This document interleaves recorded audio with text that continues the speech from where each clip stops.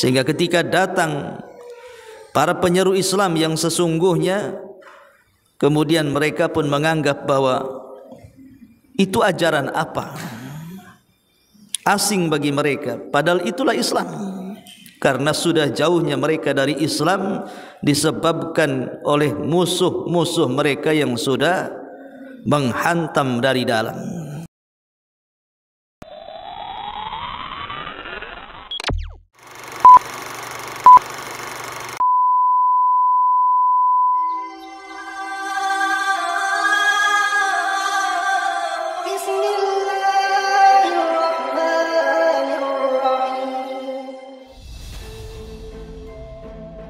Yang pertama di sini, bahwa golongan yang selamat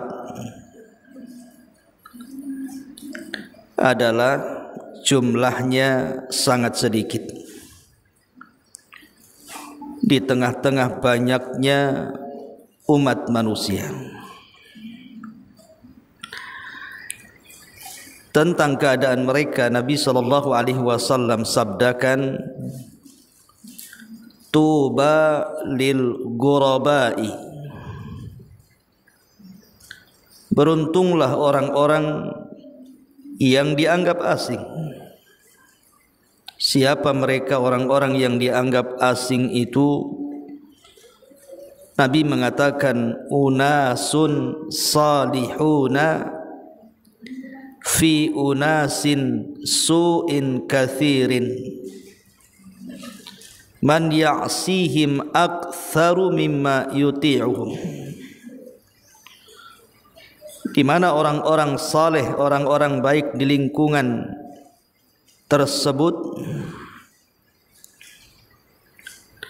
atau orang-orang baik di lingkungan orang-orang yang banyak berperangai buruk, orang-orang yang mendurhakai mereka lebih banyak dibandingkan orang-orang yang mentaati mereka. Jadi orang-orang yang dianggap asing adalah di mana jumlah orang-orang soleh lebih sedikit dibandingkan orang-orang jahat, dan orang-orang yang mentaati kepada Allah lebih sedikit dibandingkan mereka orang-orang yang bermaksiat kepada Allah Subhanahu wa taala. Dan di dalam Al-Qur'anul Karim Allah Subhanahu wa taala mengisyaratkan, wa qalilun min ibadiyas syakur, dan sedikit sekali dari hamba-hambaku yang bersyukur. As-Saba ayat 13. Ma'asyiral muslimat yang dimuliakan Allah Subhanahu wa taala, hadis ini adalah hadis penggalan di mana Nabi sallallahu alaihi wasallam bersabda di permulaannya, bicara tentang keasingan Islam. Kata Nabi sallallahu alaihi wasallam, bada'al Islam ghariba. Islam itu di permulaannya, kemunculannya dianggap asing. Wa sayaudu ghariba kama bada. Dan kelak Islam akan kembali dianggap asing seperti permulaannya. Maka Nabi SAW mengatakan, fatuba lil ghuraba, beruntunglah orang-orang yang dianggap asing itu. Baru Rasul mengatakan orang-orang yang dianggap asing itu di mana orang-orang baik yang berada di tengah orang-orang jahat itu lebih sedikit, dan orang-orang yang bermaksiat di tengah-tengah orang yang taat itu lebih banyak. Itulah orang-orang asing. Ma'asyiral muslimat yang dimuliakan Allah Subhanahu wa taala, tentu hadis ini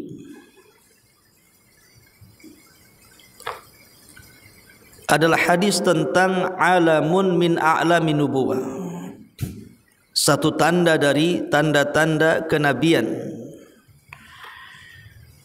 dan satu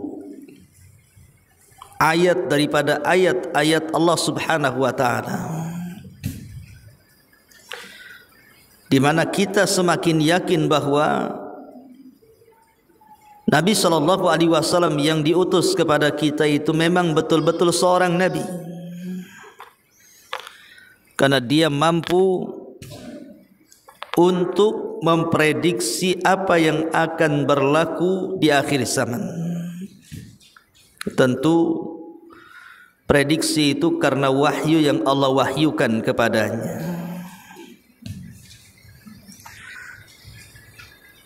Dan hadis ini juga menunjukkan tentang akan keasingan Islam di akhir zaman. Dan itu kenyataan yang harus dihadapi setiap orang-orang yang mengaku Islam, bahwa Islam suatu hari akan dianggap asing di tengah-tengah pemeluknya. Persis seperti sabda Nabi sallallahu alaihi wasallam, di mana Islam hanya tinggal namanya dan Al-Quran hanya tinggal bacaannya. Islam tinggal namanya artinya tidak tahu hakikat daripada Islam itu sendiri. Sehingga ketika ada orang-orang yang betul-betul menampakkan Islam yang sesungguhnya sesuai dengan datangnya pada awalnya, maka orang-orang pun menganggap asing karena mereka tidak mengenal Islam yang sesungguhnya.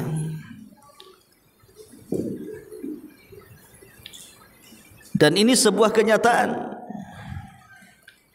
Tentu tidak lain pergeseran keasingan Islam ini dari zaman ke zaman karena jauhnya kita dari Nabi sallallahu alaihi wasallam dan gencarnya musuh-musuh di luar daripada Islam untuk menghancurkan Islam dari dalam. Sekalipun mereka tidak berhasil menjadikan orang Islam keluar dari Islam, tetapi minimalnya mereka telah berhasil menjauhkan para pemeluk Islam dari ajaran Islam. Mereka tetap di atas Islam tapi tidak mengenal apa itu Islam. Sehingga ketika datang para penyeru Islam yang sesungguhnya, kemudian mereka pun menganggap bahwa itu ajaran apa? Asing bagi mereka, padahal itulah Islam. Karena sudah jauhnya mereka dari Islam disebabkan oleh musuh-musuh mereka yang sudah menghantam dari dalam. Ma'asyiral muslimin, muslimat yang dimuliakan Allah Subhanahu wa taala. Ada sebuah hadis yang sangat merinding kalau kita baca. Kata Nabi sallallahu alaihi wasallam bahwa di akhir zaman Islam ini akan dikerubung oleh musuh-musuhnya. Seperti orang-orang lapar mengerubung makanan yang lezat yang ada di meja makan. Kata Nabi sallallahu alaihi wasallam, yushiku an tatada'a alaikum kama tada'al akalatu ila qas'atiha.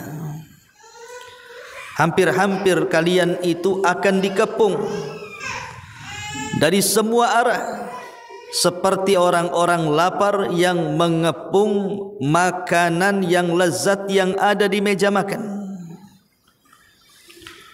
Sahabat bertanya kepada Nabi, Rasul, amin killatin nahnu yauma idzin. Rasul, apakah karena jumlah kami sedikit di kala itu, ataukah jumlah musuh begitu banyak wahai Rasul? Maka Nabi sallallahu alaihi wasallam mengatakan, tidak, bal antum yauma idzin katsirun.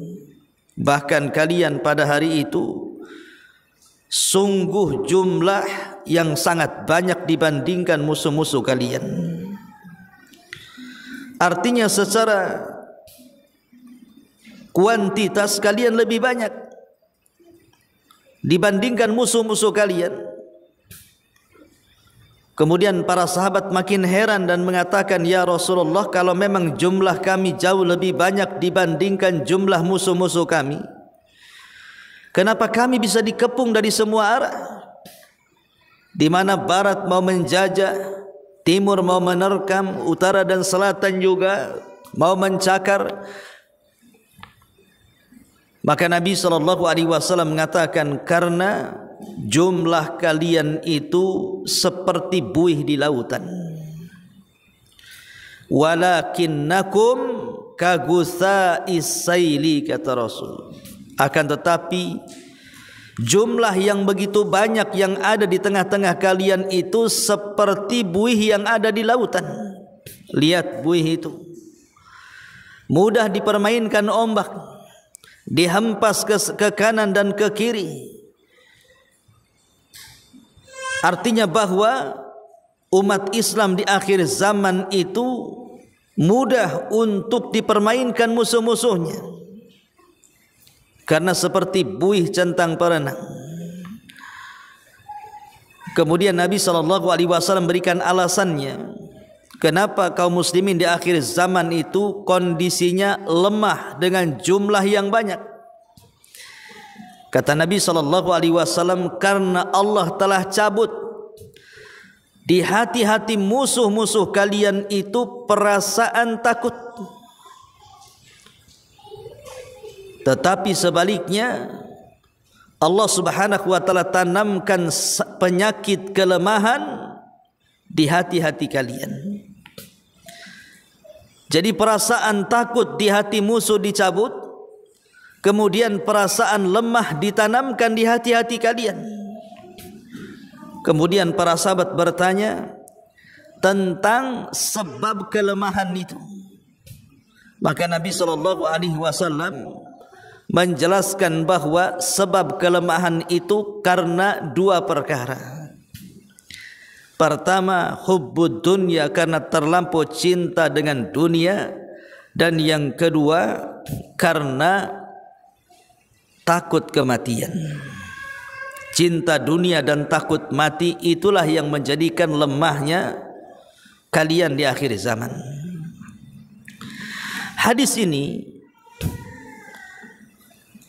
juga menjelaskan kepada kita tentang keterasingan Islam. Di antara salah satu sebab kenapa Islam itu akan asing, karena musuh-musuh Islam dari luar, mereka akan terus menyerang Islam, sehingga Islam itu semakin hari semakin hilang kualitasnya di tengah-tengah banyaknya kuantitas.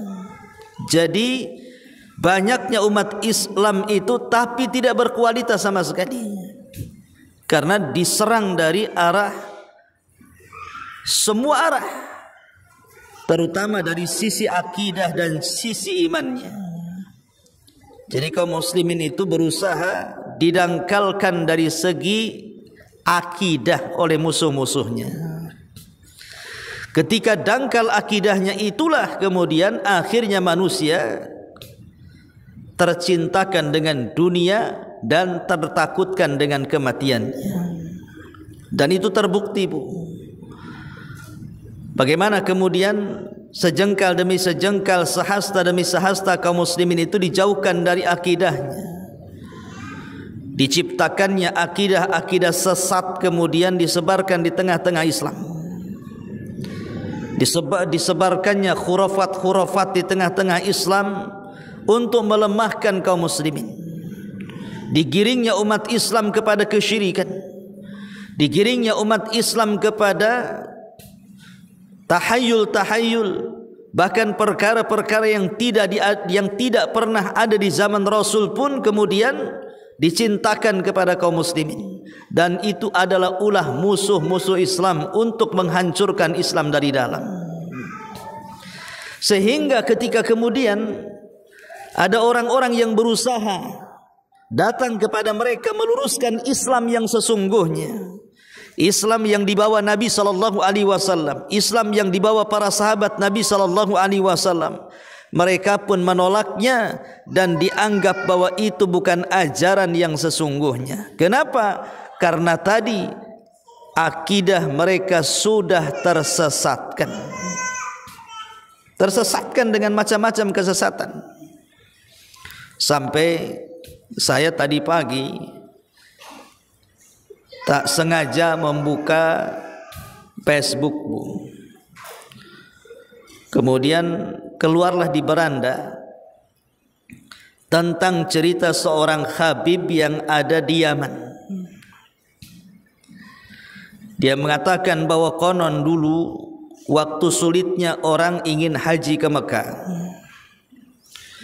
Jadi si Habib ini, ya mungkin orang ini terlalu fanatik mungkin dengan Habib yang mengaku cinta min dzurriyyatin Nabi, dari turunan Nabi.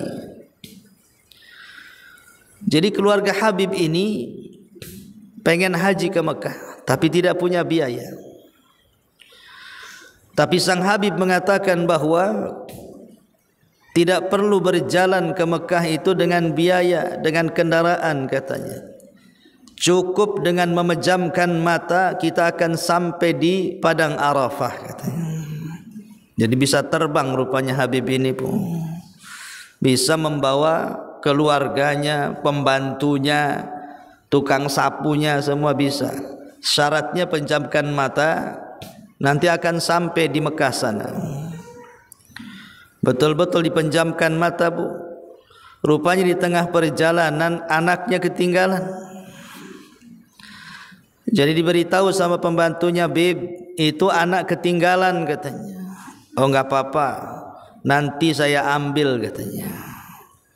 Kemudian si Habibnya balik lagi, bangunin anaknya, mandiin anaknya, ngerapiin anaknya, baru kemudian ditarik lagi, diterbangkan lagi sampai ke Arafah katanya.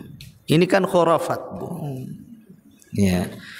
Jelas khurafatnya kan. Entah ini yang cerita ini memang ada-ada. Tapi yang jelas bahwa ini kan pendangkalan akidah.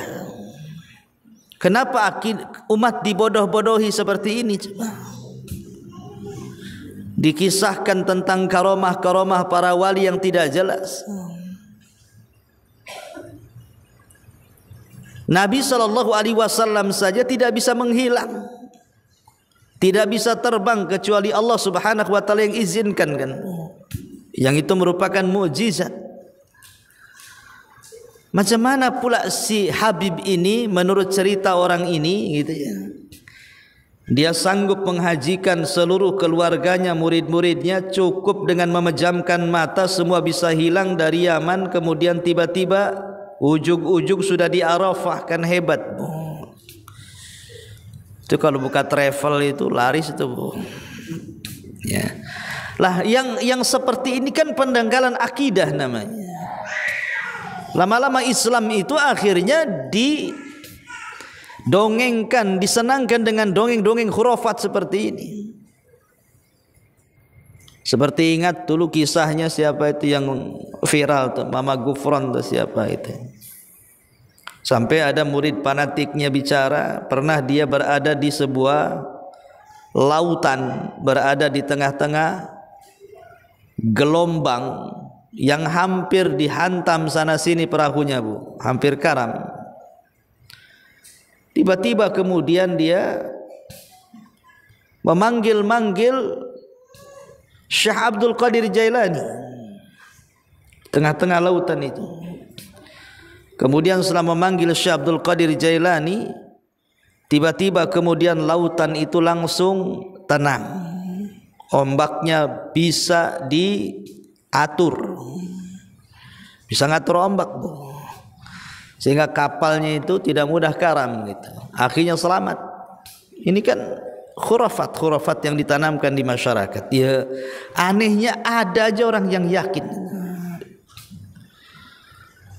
Ini baru sedikitlah kisah-kisah khurafat di masyarakat ini. Luar biasa gitu ya. Kenapa kemudian dari sisi ini yang diajarkan ke masyarakat? Sampai-sampai tisu saja habis ngelap keringat Habib itu harganya jauh lebih mahal dibandingkan mobil Rubicon, Bu. Emang kenapa dengan keringatnya Habib? Keringat Nabi SAW tidak diwariskan kepada keringat Habib. Ya, kalau memang keringat Nabi, ludahnya Nabi, rambutnya Nabi itu bernilai, ada berkahnya di situ. Tapi itu tidak diwariskan kepada turunannya. Bukan berarti kemudian keringat Nabi, ludah Nabi itu diwariskan kepada anak cucunya yang sekarang mengaku kalau seandainya dia mengaku zuriyahnya Nabi, ludahnya bisa menjadi obat. Tidak akan bisa, Bu. Coba praktekkan. Orang yang ngaku-ngaku Habib itu. Ada orang buta, kemudian ludahi itu butanya. Bisa sembuh apa enggak? Karena Nabi itu ludahnya kalau diludahkan ke orang buta sembuh tuh penyakitnya. Sebagaimana Ali radhiyallahu anhu pernah sakit matanya, diludahi sama Nabi, sembuh, mukjizat, Bu. Enggak bisa kemudian ludahnya Nabi diturunkan kepada anak cucunya. Kalau sekarang Habib ada orang yang sakit mata diludahi, jangan-jangan makin buta, enggak sembuh, ya. Jadi tabaruk dengan jasad itu khususiah Nabi, tidak bisa diberikan kepada selain Nabi, walaupun itu turunannya sekalipun. Bagaimana kemudian sampai keringatnya dihargai seharga mobil yang lebih mahal gitu ya harganya. Ma'asyiral muslimat yang dimuliakan Allah Azza wa Jalla, yang seperti ini itu, ini kan pendangkalan akidah. Coba yang diajarkan itu yang jelas-jelas sajalah, yang jelas-jelas saja gitu ya, seperti sholat dan fikihnya, puasa dan fikihnya, haji dan fikihnya, zakat dan fikihnya gitu ya. Kemudian akidah Islam, mulai rukun Islamnya, rukun imannya, itu yang harus diajarkan ke masyarakat. Bagaimana cara kita mengenal Allah, mengenal para malaikatnya, mengenal para nabinya, mengenal kitab-kitabnya, dan begitu seterusnya, yang sudah dicatat oleh para ulama dalam hadis-hadisnya. Mempelajari hadis Bukhari, Muslim, Sunan Abi Dawud, Tirmidzi, atau fikih-fikih yang lainnya, kan jelas itu ajarannya. Jadi tidak menjadi pembodohan umat. Ini yang ulama telah tulis tidak diajarkan, yang khurafat-khurafat pula kemudian disebar-sebarkan. Itulah penyebabnya kenapa Islam jadi asing akhirnya. Ketika ada orang-orang yang benar mengajak manusia ke dalam Islam sesuai yang diamalkan Rasul dan para sahabatnya, akhirnya dianggap membawa kesesatan. Karena mereka tidak pernah dikenalkan soal ini. Makanya wajar kalau seandainya kemudian Rasul mengatakan tuba lil ghuraba, beruntunglah orang-orang yang dianggap asing itu. Karena orang-orang yang dianggap asing itu memang orang-orang yang betul-betul belajar dan mengajarkan Islam yang sesungguhnya. Al-Quran dan Sunnah Nabi SAW berdasarkan apa yang sudah diamalkan Rasul dan para sahabatnya. Ma'asyiral muslimat yang dimuliakan Allah Subhanahu wa taala, dan itulah ciri golongan orang-orang yang selamat. Memang jumlah mereka tak banyak. Ya, jumlah mereka tak banyak, tapi banyaknya jumlah itu juga bukan menunjukkan sebuah kebenaran. Ma'asyiral muslimat yang dimuliakan Allah Subhanahu wa taala. Nabi SAW memuji orang-orang yang dianggap asing. Siapa orang-orang yang dianggap asing? Orang-orang yang mereka memperbaiki manusia di tengah-tengah buruknya manusia. Artinya orang-orang yang senantiasa mengajak manusia kepada kebaikan dan mencegah dari kemungkaran. Dan orang-orang yang seperti ini pasti akan banyak halangan dan rintangan. Karena di tengah-tengah rusaknya manusia, tiba-tiba hadir orang-orang yang hendak memperbaiki manusia, pasti tantangannya berat. Ini satu daerah itu penuh dengan kesyirikan, penuh dengan khurafat, penuh dengan tahayul, penuh dengan perkara-perkara yang tidak diajarkan Nabi. Tiba-tiba kita datang hendak mengembalikan ajaran itu kepada ajaran yang murni, pasti akan banyak cobaan di situ. Tidak mungkin tidak. Jangankan kelas-kelas, istilahnya satu kampung kita merubah, kelas keluarga sajalah. Ibu yang sudah hijrah, sudah kenal sunnah, tapi kan di antara keluarga mungkin belum ada, baru ibu saja. Ibu mau merubahnya, ibu dianggap asing kan, Bu? Dianggap asing. Jangankan lagi ibu ngomong, belum ngomong tengok penampilan aja udah aneh kan? Ngapain pakai kaos kaki kamu katanya? Apa enggak haredang kamu ya? Pakaian berlapis-lapis kayak gini katanya. Kamu pakai pakaian kayak gini itu. Jadi belum ngomong loh udah komentar soal pakaian kan? Itulah orang-orang kadang-kadang, kita ini bicara keluarga ya, baru pakaian kita saja kita belum ngomong udah dikomentari. Setelah kita ngomong ini tak boleh, ini boleh, ini yang sunnah, ini yang tak sunnah, ini yang tauhid, ini yang bukan tauhid, dan begitu seterusnya. Mulai pasti ada pertentangan. Lah, kita saja bisa asing di tengah-tengah keluarga, apalagi orang yang berdakwah di tengah-tengah yang dampaknya lebih luas lagi seperti kampung, kabupaten kan itu ya, apalagi sebuah negara kan itu. Tetapi yakinlah, Nabi mengatakan dalam sebuah hadis, fa inna mi waraikum ayyama sabri, di belakang kalian itu ada hari-hari kesabaran, kata Rasul. As-sabru fihinna mithlal al-qabid alal jamri, orang yang sabar dikala itu, dikala dia menegakkan tauhid dan sunnah di tengah-tengah masyarakat, maka seperti orang-orang yang memegang bara api. Semakin dipegang semakin panas, tapi kalau sampai dilepas maka lepaslah Islam, lepaslah sunnah. Lil amilina fihinna ajru 50 rajulan ya'maluna mithla amalihi, tetapi orang-orang yang mengamalkan sunnah di tengah-tengah asingnya manusia akan mendapatkan 50 pahala sahabat yang mengamalkan seperti amalannya. Lihat bagaimana Rasulullah SAW memberikan pahala kepada orang-orang yang dianggap asing di akhir zaman seperti 50 para sahabat yang berdakwah dengan dakwah yang sama.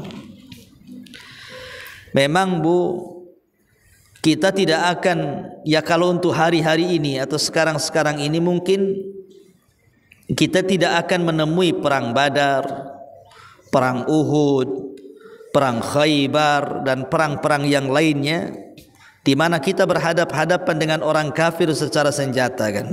Ya ada di belahan dunia sana yang perang seperti Israel dan Palestina ya. Tapi umumnya musuh-musuh Islam itu kalau berperang melawan Islam itu mereka berhitung kan. Mereka juga berhitung. Sehingga kemudian yang dilakukan musuh-musuh itu, mungkin mereka tidak akan mengarahkan senjata-senjata mereka kepada kita. Karena sekalipun boleh jadi umat Islam itu persenjataannya tidak secanggih mereka, tapi ketika jihad sudah berkobar, apapun bisa dilakukannya. Buktinya Indonesia saja dengan bambu runcingnya bisa mengusir Belanda dengan persenjataan canggihnya kan.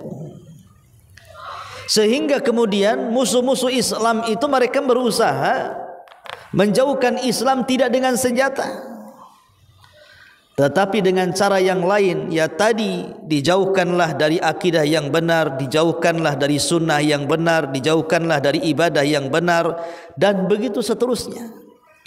Ya. Tetapi meskipun demikian, Islam mungkin tidak akan terhapus di permukaan bumi. Islam tidak mungkin terhapus, maksudnya kemurnian Islam tidak akan terhapus di permukaan bumi. Tapi boleh jadi kemurnian Islam itu akan terhapus sedikit demi sedikit dari keluarga, dari sebuah daerah, mungkin dari sebuah desa, merambat ke kecamatan, merambat ke kabupaten, lambat laun hilanglah dalam satu negara kemurnian agama itu, sehingga Islam hanya tinggal namanya saja kan. Lah disitulah Nabi SAW memuji orang-orang yang tetap mempertahankan Islam. Ini yang pertama. Golongan yang selamat jumlahnya sangat sedikit di tengah-tengah umat manusia. Ma'asyiral muslimat yang dimuliakan Allah Subhanahu wa taala. Kemudian yang kedua, kata Nabi SAW di sini, golongan yang selamat banyak dimusuhi oleh manusia, difitnah dan dilecehkan dengan gelar dan sebutan yang buruk. Nasib mereka akan sama seperti nasib para nabi yang dijelaskan di dalam Al-Qur'anul Karim, wa kadzalika ja'alna likulli nabiyyin aduwwasy syayatinal insi wal jin yuhi ba'duhum ila ba'din zukhrufal qawli ghurura. Dan demikianlah kami jadikan bagi tiap-tiap nabi ini musuh, yaitu setan-setan dari jenis manusia dan setan-setan dari jenis jin.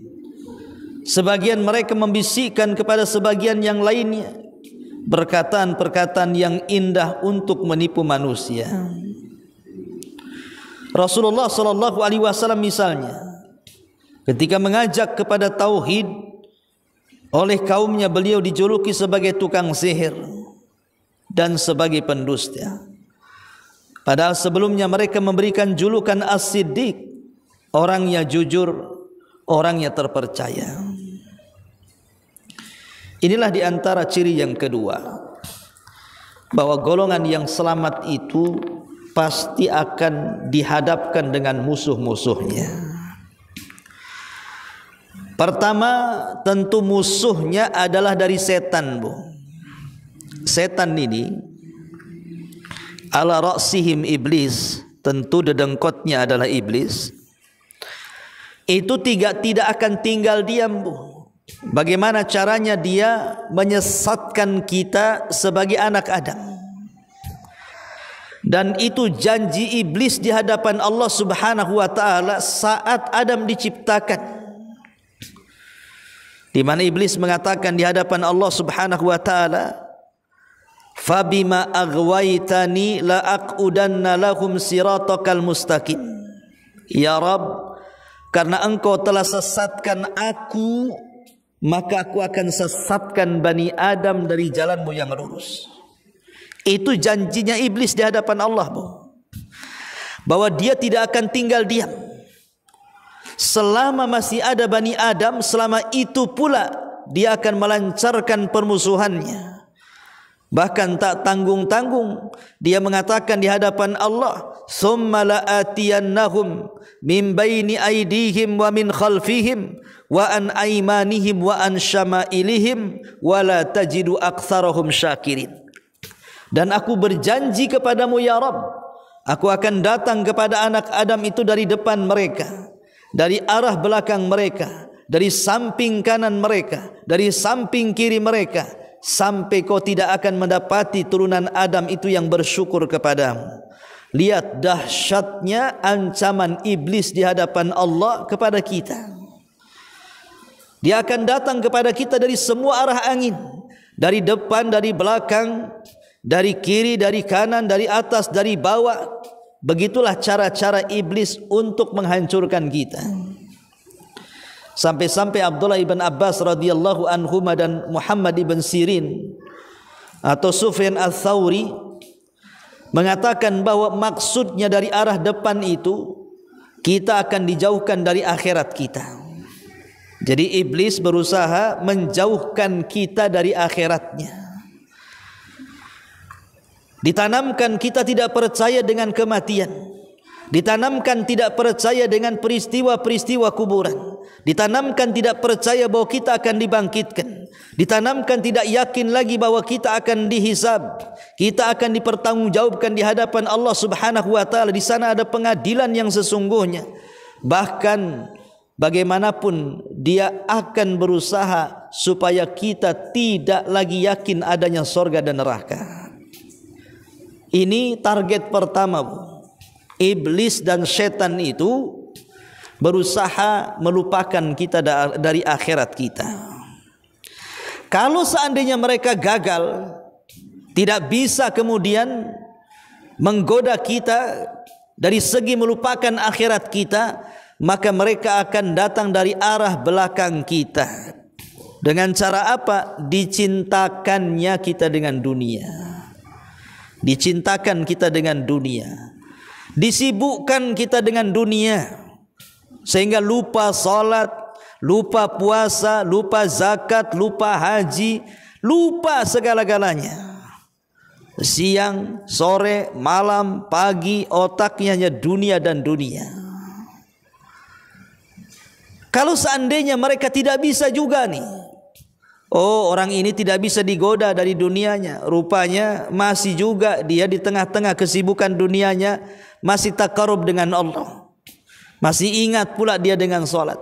Masih ingat dengan keluarga, masih ingat dengan kebaikan. Maka setan akan berusaha menggoda kita dari sebelah kanan, Bu. Dengan cara apa? Dengan cara ditanamkan syubhat pada agama kita. Dengan cara ditanamkan syubhat dalam agama kita, Bu, di mana setan akan datang menghiasi perkara yang hak menjadi batil, perkara batil menjadi hak. Akhirnya kemudian dihias-hiasi kesyirikan jadi tauhid, tauhid pula jadi syirik. Dihiasilah yang sunnah-sunnah jadi bid'ah, yang bid'ah pula dianggap sunnah. Dihiasi pula yang taat-taat dianggap maksiat, yang maksiat pula dianggap ketaatan. Akhirnya dihias-hiasi yang hitam jadi putih, yang putih jadi hitam. Dicampur adukanlah al-haq dengan yang batil. Ma'asyiral muslimat yang dimuliakan Allah Azza wa Jalla. Dan ini yang paling bahaya nih. Akhirnya banyak masyarakat itu terkaburkan dengan datangnya dai-dai karbitan yang kadang-kadang tidak tahu dia belajar di mana. Tidak punya guru yang sesuai dengan kebenaran, atau mungkin ya banyak dai-dai sesat sebagaimana kata Imam Syafi'i rahimahullahu taala, di mana dai-dai ini mengajak kepada pintu-pintu neraka jahanam dengan menyebarkan syubhat di tengah-tengah masyarakat. Kalau seandainya dia selamat pula dari syubhat, Bu, karena dia berpegang dengan Al-Quran dan Sunnah, kembali kepada pemahaman salaful ummah, maka setan akan datang dari sebelah kiri, Bu. Dengan cara apa? Dengan cara dipermainkan hatinya dan dicintakan dengan kemaksiatan. Digemarkan zina, disukakan judi, diinginkan judi, pokoknya disukakan maksiat, suka ghibah, suka namimah, suka dusta. Ya. Pokoknya bagaimana caranya dia digemarkan dengan kemaksiatan kepada Allah Subhanahu wa taala. Kalau juga dia selamat, Bu, kalau orang ini selamat juga, dia tidak suka maksiat, disinilah terjadi kerjasama antara pasukan-pasukan iblis dari kalangan jin dengan pasukan-pasukan antek-antek dia dari kalangan manusia. Mulai kerjasama. Caranya gimana? Caranya muncullah dukun-dukun yang merupakan antek-antek setan. Dia jadi dukun, dia jual jimat, dia jual tangkal, dia jual dongeng, jual khurafat, jual dusta, jual agama, dan begitu seterusnya, Bu. Jadi setan akan mengerahkan tuh, akan bekerja sama dengan setan-setan manusia. Akhirnya muncullah orang-orang yang tidak suka Kalau ada orang yang mengajak kepada kebaikan, berusaha kemudian orang ini didonkan dengan cara apa? Difitnah dengan berbagai macam fitnah. Jangan didengar, itu ajaran dia teroris tuh. Jangan didengar, ajaran dia Wahabi itu. Jangan didengar, ajaran dia sesat tuh, pemecah belah umat itu. Akhirnya masyarakat mendengar klaim, tuduhan, fitnahan sebelum mendengar isi kajian. Ini yang bahaya kan gitu. Harusnya itu kan dengarkan dulu kajiannya, apa isinya, baru kemudian mengklaim, oh ini ajaran ini sesat nih, tidak sesuai dengan Quran dan Sunnah. Ini enggak bu, nggak didengar tuh kajiannya, tetapi tuduhannya sudah muncul duluan tuh. Baru dengar mukodimahnya saja sudah panas dingin bu. Belum isinya tuh, baru mukodimahnya. Nah ini kalau mukodimahnya kayak gini nih jelas nih, ini nggak usah didengar ini. Ya. Lah inilah, tetapi di antara ciri-ciri golongan selamat kata para ulama, ketika orang itu berdakwah mulai dimusuhi dakwahnya karena dia mengajarkan tauhid dan sunnah, maka itu alamat yang diajarkannya itu benar bu. Ya, kalau seandainya ibu mendakwahkan dakwah tauhid, dakwah sunnah, mulai ada pertentangan, maka menunjukkan bahwa yang ibu dakwahkan insya Allah di atas kebenaran. Sebab kalau dakwah ibu di atas kebatilan, pasti setan tidak akan mengganggu ibu. Biarin aja sesat kan itu ya. Ngapain pula dikasih ujian, dibilang sesat, dibilang tukang sihir, dibilang pemecah belah. Oh ibu di atas kesesatan, ya dibiarinlah sama setannya. Ya. Tapi ketika ibu kemudian di atas kebenaran, tentu setan tidak akan redha. Makanya dia akan bekerja sama dengan setan manusia supaya menghentikan dakwah ibu dengan cara memberikan fitnahan-fitnahan tadi. Nah ini juga diantaranya. Nah di sini Syekh Abdul Aziz, ya ketika bin Bas ditanya tentang golongan yang selamat, beliau menjawab, mereka adalah orang-orang yang senantiasa mengikuti manhaj salaf dan setiap orang yang mengikuti jalan para salafun saleh, maksudnya Rasul dan para sahabat, dan setiap orang yang mengikuti jalan petunjuk mereka.